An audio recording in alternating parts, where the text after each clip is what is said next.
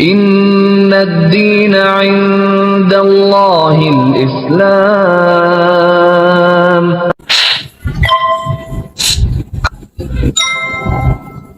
Bismillahirrahmanirrahim. Assalamualaikum warahmatullahi wabarakatuh. Alhamdulillahirrabbilalamin. Wassalatu wassalamu ala rasulillah. Puja dan puji syukur kita panjatkan kehadirat Allah Subhanahu wa taala. Salawat dan salam semoga selalu tercurah bagi junjungan kita Nabi Muhammad sallallahu alaihi wasallam. Pada hari ini di depan saya sudah ada saudari P ya. Ya. Jadi nama lengkapnya tidak mau disebut. Juga nama kotanya juga tidak mau disebut. Hanya di KTP tertera agamanya masih Katolik ya. Ya. Betul ya. Nah, saudari, saya manggilnya P aja gitu. P. Jadi P ini ceritanya datang ke Studio Grama Lab Jakarta menyatakan keinginannya untuk masuk agama Islam, betul? Ya, betul. Betul ya. Sejak kapan tertarik dengan Islam? 2022. Oke, ceritanya nanti ya. Ya. Nah, sekarang sudah paham dengan dua kalimat syahadat? Sudah pernah dengar? Dengar. Nah, tapi artinya kurang lebih tahu lah ya. Ya. Asyhadu alla ilaha illallah wa asyhadu anna Muhammad dan Rasulullah. Artinya aku bersaksi tiada Tuhan selain Allah dan aku bersaksi Nabi Muhammad adalah utusan Allah. Ya. Sudah paham ya? Ya. Sudah menerima? Menerima. Arti daripada dua kalimat itu ya. Jadi P sudah mengakui dan menerima bahwa tiada Tuhan yang layak disembah kecuali Allah Subhanahu wa taala. Dan juga P sudah mengakui dan menyatakan bahwa Nabi Muhammad adalah utusan Allah Subhanahu wa taala. Ya? Ya. Oke. Nah, sebelum kita melakukan prosesi syahadat ada beberapa yang saya mau tanyakan. Yang pertama, P ini menyatakan diri untuk masuk agama Islam ini atas kemauan sendiri atau ada paksaan? Kemauan sendiri. Kemauan sendiri. Alhamdulillah. Yang kedua, tadi kan sebelum kita rekaman saya sudah sedikit dengar bahwa orang tuanya hampir dipastikan ya. Ya. Hampir dipastikan pasti menentang. Ya. Oke. Nanti saudari P boleh membantah ya, tetapi harus dengan cara yang paling lembut. Ya. Oke. Bagaimanapun caranya orang tua kita boleh membantah tapi harus dengan cara yang paling lembut ya. Tidak boleh dengan emosi atau suara tinggi gitu ya, nggak boleh ya. Yang ketiga, di dalam Islam ada syariat-syariat. Nanti setelah bersyahadat, berikutnya ada sholat, ada zakat, ada puasa, ada haji jika mampu ya. Apakah saudari P ini berjanji di hadapan saya dan juga di hadapan Allah Subhanahu wa taala, di hadapan saksi juga untuk melaksanakan syariat-syariat tersebut? Janji. Ya. Alhamdulillah. Berarti sudah tidak ada yang menghalangi P untuk melakukan prosesi syahadat ya. Nanti tolong diikuti kalimat yang saya akan ucapkan dalam bahasa Arab kemudian dalam bahasa Indonesia ya. Asyhadu alla ilaha illallah wa asyhadu anna Muhammadan Rasulullah. Aku bersaksi tiada Tuhan selain Allah. Dan aku bersaksi Nabi Muhammad adalah utusan Allah. Alhamdulillah. Alhamdulillah. Sudah sah ya. P sudah sah menjadi seorang muslim. Alhamdulillah. Sah ya. Saksi ya, nih ya, lihat ya. Saya merinding dari tadi. Masya Allah. Alhamdulillah ya. Ada beberapa yang ingin saya sampaikan buat saudari P, bahwa setiap orang di luar Islam yang masuk Islam, insya Allah dosanya dari mulai akil balik sampai hari ini dihapuskan. Ya, sudah dibikin nol. Jadi P sekarang ini hari ini seperti bayi yang baru lahir. Seperti lembaran putih baru. Belum ada tulisan apa-apa. Belum ada dosa apa-apa. Seneng. Orang yang tidak punya dosa apa-apa, doanya gimana kira-kira? Diterima. Pasti. Nah ya, mudah-mudahan nanti setelah ini mohon P juga mendoakan kita semua. ya, supaya kita semua dilindungi dan dirahmati Allah Subhanahu wa taala ya. Kemudian saya juga ingin menyampaikan begini. Sebenarnya setiap bayi yang lahir ke dunia ini itu sebenarnya fitrahnya adalah muslim. Muslim itu artinya orang yang berserah diri hanya kepada Sang Pencipta. Bayi bisa apa sih? Nggak bisa apa-apa kan? Jadi setiap bayi yang lahir itu sebenarnya fitrahnya muslim. Orang yang hanya bisa berserah diri kepada penciptanya. Ya. Ketika bayi itu nanti besar, dia menjadi Yahudi atau menjadi Katolik atau menjadi Majusi, itu karena orang tuanya. Ya kan? Tapi nanti setelah bayi itu nanti tambah besar, setelah dia mendengar Islam, dia mengenal Islam, sampai akhirnya dia masuk Islam, sebenarnya orang itu tidak pindah agama. Ya, tapi sebenarnya orang itu kembali ke fitrah sebagai muslim. Gitu. Ya, ini penting supaya iman kita kuat. Ya, kita dilahirkan ke dunia ini sebagai muslim. Tuhan hanya satu. Tidak mungkin Tuhan itu ada dua. Dua aja nggak mungkin, apalagi tiga. Gitu. Ya, jadi saya senang sekali. Hari ini sudah begitu menghayati dua kalimat syahadat tadi. Sampai saya merinding dengerin. Ya, mudah-mudahan nanti ini diberikan kekuatan dan kesabaran ya untuk mulai belajar menjalankan syariat Islam. Pelan-pelan saja, step by step. Tidak perlu terburu-buru, apalagi kalau tadi dengar bahwa keluarganya kemungkinan besar akan menolak ya. Jadi belajar pelan-pelan, usahakan setiap hari ada pembelajaran. Kalau belum bisa, nanti bisa sambil baca ya, untuk sholatnya sambil baca. Jadi kalau bisa di print, ditaruh di depan sajadah di bawah atau di dinding yang menghadap kiblat, ditempel aja. Jadi belajar sholat sambil baca tuh nggak apa-apa. Ataupun bisa sambil baca buku. Ya, sambil baca buku nggak apa-apa. Sambil megangin buku. Nggak apa-apa, boleh. Bahkan sambil pegang handphone, ngeliat di YouTube juga boleh. Ya, tapi jangan lama-lama. Paling seminggu juga udah bisa. Ya. Nah, saya ada beberapa yang ingin saya berikan kepada Miss P nih. Mbak, harganya apa sih saudari P? Susah amat ya, malah. Padahal cuma satu huruf malah susah sebutnya. Ini yang pertama ada buku tuntunan sholat. Ya, nanti belajar pelan-pelan, dibaca pelan-pelan sambil dipraktekkan ya. Ini ada sedikit uang. Ini adalah zakat. Zakat ini adalah untuk mualaf. Ini memang kita harus berikan kepada orang yang masuk Islam. Jangan dilihat jumlahnya, terima aja dengan baik, karena orang yang baru masuk Islam itu termasuk salah satu dari 8 asnaf, 8 golongan yang berhak menerima zakat. Gitu ya, tolong diterima ya. Terus kemudian ini ada mushaf Quran. Masya Allah tuh ya. Belum pernah megang. Ya, ini masih dibungkus plastik nih ya. Jadi masih boleh dipegang. Tapi nanti adabnya seorang muslim kalau pegang Quran dia seharusnya berwudu dulu. Berwudu dulu ya. Kalau perempuan nanti kalau datang bulan nggak boleh pegang Quran. Nggak boleh. Pegang Quran yang di handphone aja. Baca Quran di handphone aja. Tapi yang mushaf jangan. Nggak boleh. Ini kan masih dibungkus plastik. Nggak apa-apa. Mushaf Quran ini adalah hadiah. Ini hadiah nih dari subscribernya channel Donlitan untuk ada. Masya Allah ya. Ini dari sahabat saya, dia berada di Italia, dia punya usaha di Indonesia, membuat mushaf Quran dengan desain dan kertas yang mewah. Terus ada orang yang pesan ke dia, pesan untuk dikirim ke sini. Ini untuk dihadiahkan kepada orang-orang yang bersahadat di Studio Graha Malam Jakarta. Ya, tolong diterima dengan baik. Mudah-mudahan ini juga nanti menjadi saksi kita di akhirat. Ya. Cara nyimpennya Nek, udah dibuka gimana? Nanti kalau sudah di rumah, sudah dibuka, simpan di tempat yang baik. Ya, tempat yang baik itu artinya jangan sembarangan. Di rak buku nggak apa-apa. Rak buku nggak apa-apa. Jangan buat ganjal pintu loh. Enggak. Ya, ini ada mukena, ya mukena. Ini apa namanya, Pak? Apa? Kerudung. Kerudung ya.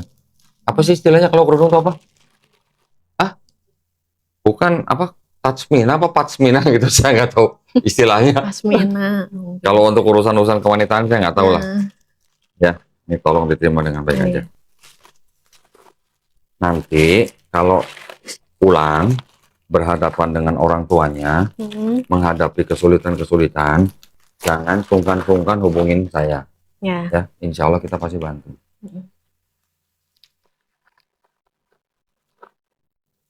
Saya taruh sini ya dalamnya. Ya. Oh ya, KTP saya foto dulu.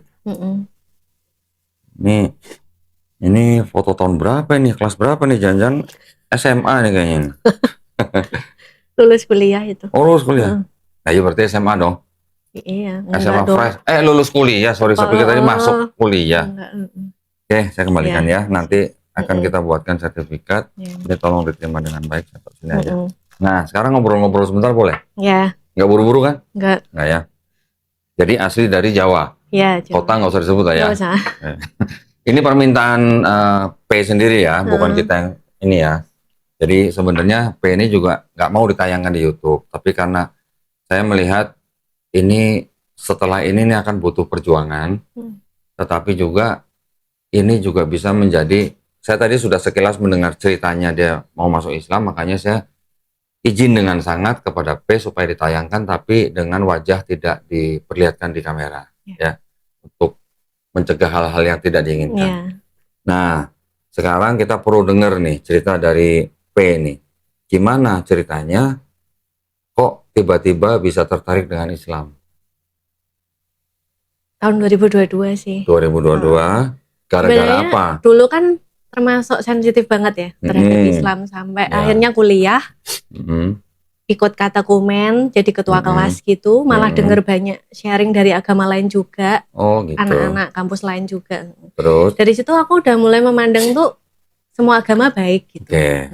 Nggak sensitif lagi ke Islam. Tapi yang kayak ini banget tuh nonton Habib Jafar di IG, Oke, di YouTube-nya. nih ya. Masya Allah, berarti gara-gara nonton Habib Jafar ada orang yang menjemput hidayah. Masya Allah. Terus gimana setelah nonton Habib Jafar? Terus beli bukunya. Buku karangannya Habib Jafar. Iya. Terus judulnya apa? Kalau boleh tahu? Ingat nggak? Tuhan ada di bukan di tembok ratapan, bukan di Vatikan, tapi Tuhan tuh ada di hatimu. Masya Allah, tuh ya. Sebuah buku bisa menjadi jalan seseorang menjemput hidayah. Masya Allah ya. Ini berarti, tapi sudah berusaha coba hubungin Habib Jafar nggak di IG? Iya, nggak dibales. Oh, nggak direspon? Walah. Habib Jafar tanggung jawab dong. Ini. Ya sering kayak ngomen-ngomen story itu loh kayak. Oke. Tapi nggak di. Ya, Habib Jafar, salam kenal. Saya Donditan. Ini ada orang baca buku Habib masuk Islam hari ini, alhamdulillah. Tapi kalau di DM tolong direspon gitu ya. Gak apa-apa, mungkin beliau sibuk lah ya. Iya, sibuk. Oke, jadi alhamdulillah gara-gara membaca buku Habib Jafar, saudari P sekarang sudah jadi muslimah. Pernah nyangka nggak dulu jadi muslim? Enggak, sama sekali. Enggak. Karena apa? Dari kecil mungkin keluarga atau apa pemikiran gitu. Cuman memang udah nggak sreg itu Katolik, Trinitas. Memang udah nggak. Sudah nggak sreg dengan konsep Trinitasnya. Nggak sereknya karena nggak bisa memahami atau nggak dijamah Roh Kudus? Kalau doa bingung ke Bapak iya, Yesus iya, Roh Kudus iya. Gitu. Kenapa nggak borongannya sekalian doanya? Enggak. Ya udah buat semuanya lah gitu. Nggak pernah ngena gitu kalau doa. Loh, bukannya kalau di Katolik doanya kan apa? Doa Bapa Kami kan? Iya, Bapak Kami. Tapi kan terus di bawahnya nanti ada dalam nama Yesus atau gimana gitu? Tapi nggak pernah ke gereja juga nggak pernah gimana gitu. Nggak serak? Berapa lama nggak seraknya? Udah lama. Berapa tahun? Dari kuliah itu. Dari kuliah? Nah terus setelah nggak serak itu terus nggak mencoba ketemu Romo atau pastor ngobrol gitu? Tanya Romo nih gimana sih saya nggak serak tuh? Tolong jelasin dong gitu nggak? Kenapa nggak? Nggak punya kesempatan? Paling pernah ngobrol sama frater pas katekumene itu frater. Tapi ya nggak menjawab. Aku merasa nggak terjawab. Lah jawabnya apa? Ingat nggak? Lupa. Pokoknya lupa. Intinya nggak menjawab. Oke, nggak puas. Nggak puas. Bukannya jawabnya imani saja? Iya. Oh ya, ada begitu. Kalau nanti yang pendeta lain dijawabnya apa? Kamu harus dapat jamahan Roh Kudus dulu baru paham gitu ya. Aku itu sering ini juga karismatik kan dulu. Oh gitu. Roh Berarti Kudus juga. bisa bahasa roh? Enggak sih, enggak yang bisa. Tapi aktif juga. Oh, aktif. Lumayan. Kalau karismatik tuh dari Katolik juga nggak apa-apa. Nah, tapi masih pro kontra sih kalau karismatik Oh. di Katolik. Berapa lama di karismatik? Lumayan, SMA pernah, Mm-mm. terus akhirnya ini juga tahun kemarin masih. Oh gitu. Heeh. Oh. Tapi Kalau karismatik kan memang banyak puji-pujian.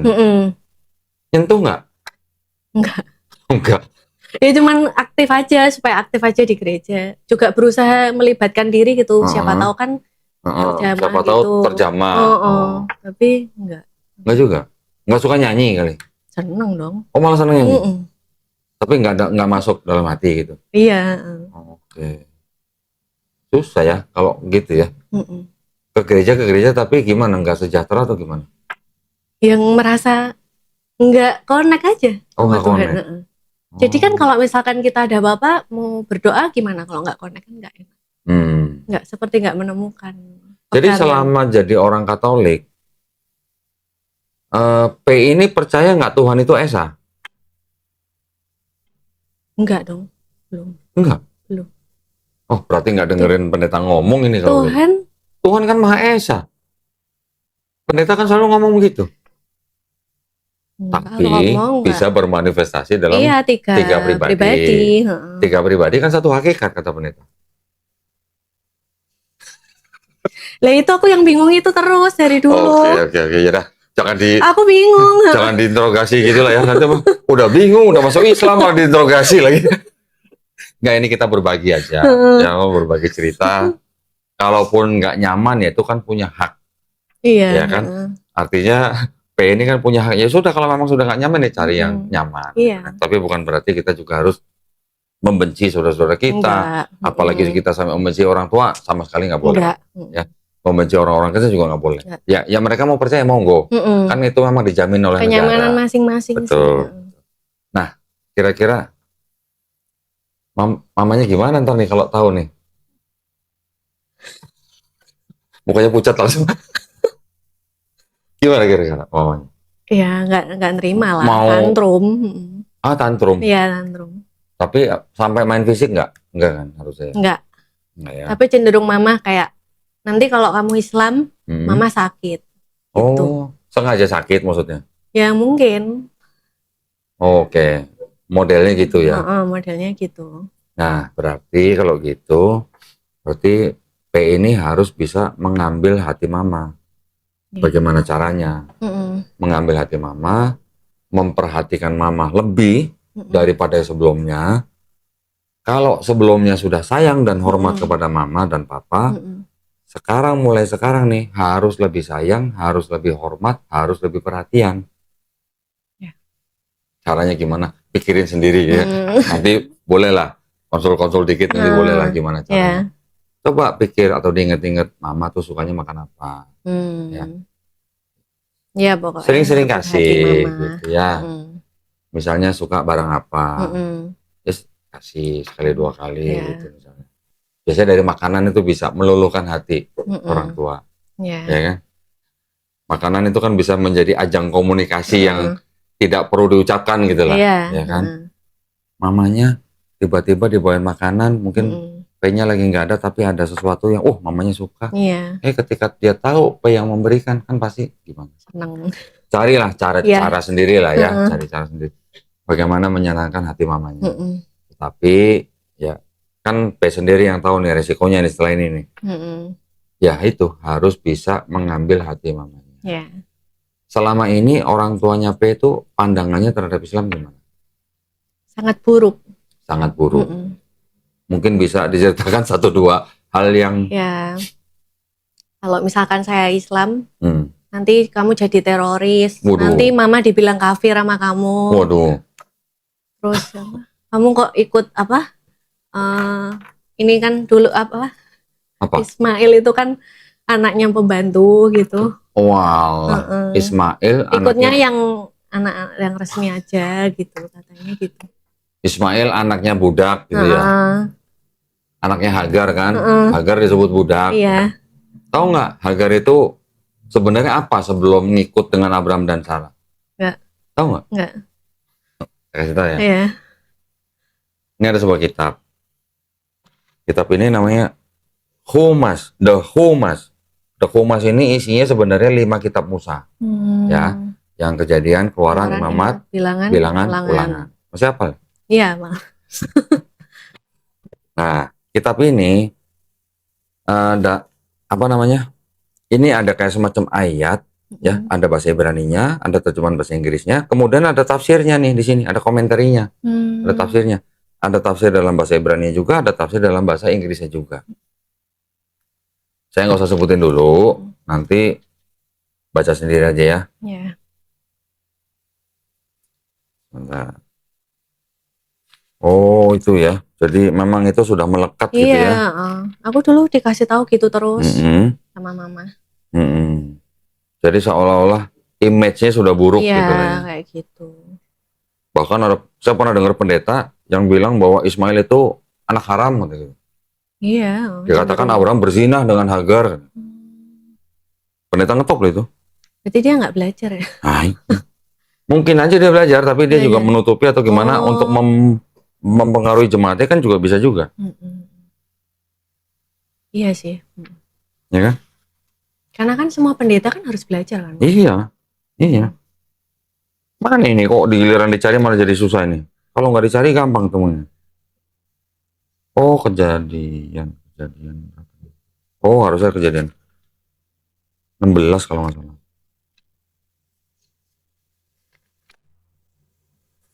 14, ini 20, 19. Oh maaf. Lupa saya. Itu masih di depan-depan. Nah ini dia.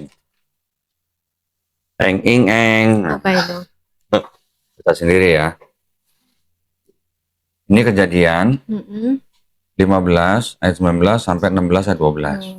Ya, ini ada keterangan apa nih? Hagar was a daughter of Pharaoh. Oh, bacanya agak kencang, coba bacanya agak kencang. Hagar anak dari ini Pharaoh. Nah, apa? Farao itu siapa? Raja bukan? Raja. Raja apa? Raja Mesir. Raja Mesir. Nah, loh, berarti apa? Princess. Oh iya ya, princess ya. Betul nggak? Nih yang sini bawahnya. So it was that Hagar, an Egyptian apa? Princess. Nah, loh, putri Raja Mesir. Kenapa bisa disebut itu ya yang Apa? terkenalnya yang kalau di Kristen Budak. Ya karena gini, kan ada kejadian sebelum sebelum Hagar diserahkan oleh Raja Mesir ini kepada Abraham dan Sarah, itu kan ada kejadian. Sebelumnya ketika Abraham dan istrinya Sarah ke Mesir, kan Raja Mesir melihat Sarah. Raja Mesir minta kepada Abraham supaya Sarah menjadi istrinya. Ketika ditanya Abraham itu siapa? Itu adalah saudaraku. Makanya diambil jadi istrinya. Nah, ketika setelah diambil menjadi istrinya, ternyata raja ini tidak bisa berbuat sesuatu terhadap Sarah gitu. Ya. Malah malah galau atau gimana lah. Sampai akhirnya dikembalikan kepada Abraham. Sebenarnya ini siapa Sarah? Abraham jawab, sebenarnya dia adalah istriku. Tapi dibilang saudaraku juga betul. Kenapa? Karena Sarah itu sebenarnya memang saudara Abraham. Satu bapak, lain ibu. Gitu. Saudara satu bapak, lain ibu, tapi nikah. Gitu. Ya. Jadi kalau dibandingkan, setelah kejadian itu kan baru ketika Abraham dan Sarah pulang, Hagar anaknya Raja Mesir ini diberikan kepada mereka. Sebagai ART lah gitu. Asisten rumah tangga. Tapi putri ini, putri raja. Kalau Sarah putri raja bukan? Bukan. Jadi kalau dilihat putri raja Hagar dengan Sarah, tinggian mana sebenarnya? Hagar. Harusnya tinggian Hagar. Secara sosial, tinggian Hagar. Sosial. Nah, terus mau dibilang anak haram gitu? Karena yang sesuai dengan Bible sendiri, yang menyerahkan Hagar ke Abraham tuh bukan Abraham yang minta loh, Sarah sendiri yang memberikan kepada Abraham. Itu pernah dengar sih. Pernah dengar kan? Karena Sarah tidak bisa punya anak, akhirnya Abraham disuruh menikah loh, bukan zina loh, menjadi istrinya. Kalau menjadi istrinya zina bukan? Enggak. Ya bukan dong. Nah, orang Sarah menyerahkan Hagar kepada Abraham supaya apa? Supaya ada keturunan. Jadi menjadi istri. Mm-mm. Sedangkan Hagar itu adalah Egyptian Princess. princess. Mau foto? Nanti nggak? Kasih mamanya. Iya, penting Iya. itu. Hmm. Ya memang masih banyak saudara-saudara kita yang di Kristen yang memang punya pandangan negatif Ya. ya, terhadap sosok-sosok yang dianggap berhubungan dengan Islam. Mm-mm. Nah, itulah tugas kita Ya. meluruskan gitu. Mm-mm. Ya. Ya, kok. Ada lagi nggak yang dari mamanya apa pandangannya terhadap Islam? Mungkin kayak agak memandang rendah ya. Misalkan Benar-benar.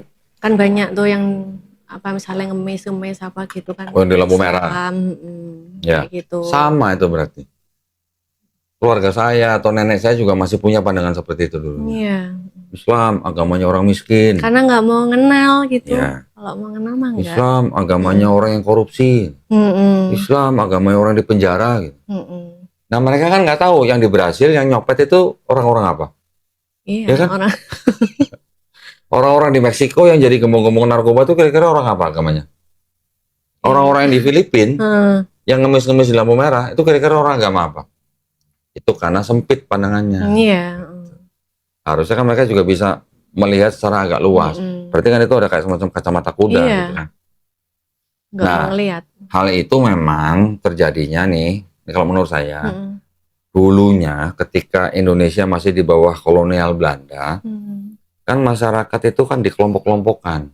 Ya kan Belanda menggunakan divide et impera. Iya. Ya. Cina dikelompokkan sendiri, Arab sendiri, India sendiri, pribumi sendiri. Ya. Jadi dengan dikelompokkan ini kan si Belanda ini kan bisa menghembuskan sesuatu yang bisa menimbulkan sentimen negatif. Belanda ngomong ke sini, sini begini. Nanti Belanda ngomong ke sini, sini begini. Iya. Jadi masing-masing kelompok bisa punya kecurigaan. Itu yang terjadi Itu. mungkin. Bisa Ya. juga. Nah, ketika Belandanya sudah keluar dari Indonesia, yang kelompok Cina itu tadi, karena dia terlanjur ya. karena dia dulu banyak mungkin berdagang dengan Belanda, banyak bergaul dengan orang-orang Kristen yang Belanda, akhirnya mereka ya banyak yang jadi Kristen. Gitu. Sudah jadi Kristen tapi tertanam kelompok ini begini, kelompok ini begini, kelompok ini begini. Jadi ketika Belanda sudah nggak ada, Indonesia sudah merdeka, ketika bermasyarakat, ini yang tadi yang dikelompok-kelompokkan kan harus berbaur nih. Iya. Kan nggak gampang gitu. Mungkin itu yang Iya, bisa menyebabkan juga. orang tua kita begitu. Setuju? Iya, setuju. Itu. Nah, tugas kita yang harus memberikan pandangan yang yang meluruskan lah kepada orang tua. Memang tidak semua Muslim orang baik, tidak semua. Iya. Tapi juga tidak semua orang Chinese jahat, enggak iya. semua. Tidak semua orang Arab jahat atau baik. Jadi gini, di dalam Islam ini adalah khotbah terakhir daripada Nabi Muhammad SAW sebelum beliau wafat. Beliau mengatakan apa? Orang Arab tidak lebih baik daripada orang non-Arab. Oke? Orang non-Arab juga tidak lebih baik daripada orang Arab. Tapi yang lebih baik dari mereka itu yang mana? Yang bertakwa. Bertakwa itu apa? Iya. Bertakwa itu menjalankan perintahnya, menjauhi larangannya. Orang yang menjalankan perintahnya, menjauhi larangannya, nggak peduli lu mau sipit, lu mau keriting, lu mau kuning, lu mau merah, kulitnya segala macam, tidak mengenal suku dan ras. Orang yang paling bertakwa itulah yang paling baik di mata Allah SWT. Nah, Islam itu begitu. Jadi di dalam Islam itu sebenarnya tidak ada diskriminasi. Kamu bisa nggak dulu sebelum lahir milih jadi orang Cina? Enggak lah. Nah, nggak bisa kan? Toto udah lahir kan? Gue udah jadi orang Cina. Nggak bisa milih kan? Bisa nggak orang Arab milih lahir jadi orang Arab? Enggak. Ya, nggak bisa juga. Semua manusia yang lahir ke dunia ini nggak bisa milih mau jadi orang apa kan? Nah, makanya Allah SWT membuat orang itu bersuku-suku atau beda ras supaya apa? Apakah untuk saling menghina? Enggak dong. Apakah untuk saling merendahkan? Enggak. Tidak. Karena orang tidak bisa milih untuk menjadi ras tertentu, maka dia harus saling menghormati. Itu ajaran Islam begitu. Jadi di dalam Islam tidak ada suku ini lebih tinggi dari suku ini, atau suku ini lebih rendah dari suku ini, nggak ada. Iya. Nggak ada begitu. Alhamdulillah kan. Ya, alhamdulillah. Nah, sekarang P sudah masuk dalam Islam, nanti belajar pelan-pelan. Ya. Step by step aja. Jangan buru-buru. Nanti kalau buru-buru bisa stres nanti. Nah, karena dari kita bangun sampai kita tidur, itu ada aturannya dalam Islam. Dari kita lahir sampai kita mati, nanti juga ada aturannya. Gitu. Dan kalau kita perhatikan, kan sudah familiar dengan Bible. Ya kan?